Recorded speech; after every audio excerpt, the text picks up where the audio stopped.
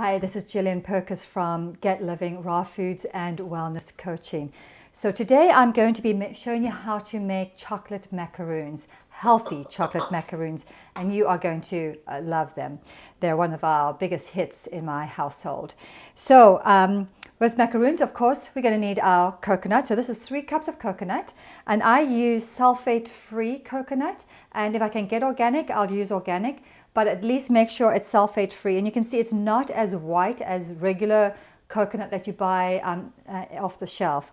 So, because we really don't want those sulfates, added sulfates in our diet.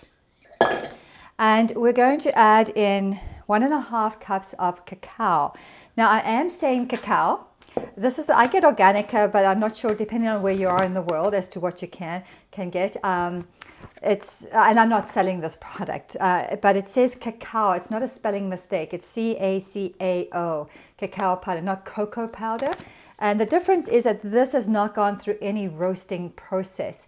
So it means that all those incredible antioxidants that are in chocolate that we have learned to love, and it's actually, they call it a superfood because it has such wonderful health benefits for our body, and especially higher in magnesium and calcium, which of course, that's why we tend to gravitate to these, especially when we're under stress or it's that time of the month, because we need more of that of those minerals in our bodies. So the antioxidants that are in cacao are intact, whereas the other cocoa that you buy is roasted and it's gone through high processing. And I just believe that anytime something is processed, you're going to be losing nutrients. Now, of course, it is a little more pricey, so by all means use cocoa if you want. If you don't want to spend the money on your cacao. But as I said, when I eat food, I'm eating food to get the most optimum nutrition I can get for my food.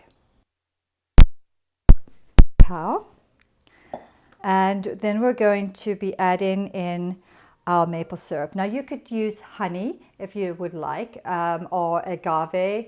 There's rice syrup as well, acorn syrup, depending on what you want to use. I live in Canada, so I like to use maple syrup. It is a great product. Some amazing, wonderful minerals that are found in your maple syrup. Of course, the sap comes from the maple tree. And I'm going to throw in just a little bit of salt. There we go. And we're going to add as well our vanilla. So about a tablespoon of vanilla. I don't use the artificial vanilla. I actually use the pure vanilla that comes from the orchid. The fake vanilla actually comes from a part of a beaver, and in the butt area. Seems kind of strange. That's where the artificial one comes from. So I do like to use as natural products as I can. And vanilla has become very expensive due to the issues that they were having with orchids. So I certainly hope that price comes down for all of us. I am going to be using my coconut. Whoops, no, it did sizzle a bit. Unfortunately, I was heating it gently, but I forgot about it. So it got really hot. So don't do that. That is a no-no. But anyway, that's why it sizzled a little bit. So that was my coconut oil that I actually just softened, well, obviously very softened it on my stove. And so so it's easier to work with. I'm just going to use a spoon to mix it up. This really is a delicious dish, and people from all types of eating styles will love these. And it is nice to have on hand, for those times when you actually just need a treat. Now you did see there is quite a bit of maple syrup going in there, and I always say sweet is sweet, so be careful, respect the sweetness. It's definitely a better choice of sweetener than your white flours, your commercial sugars.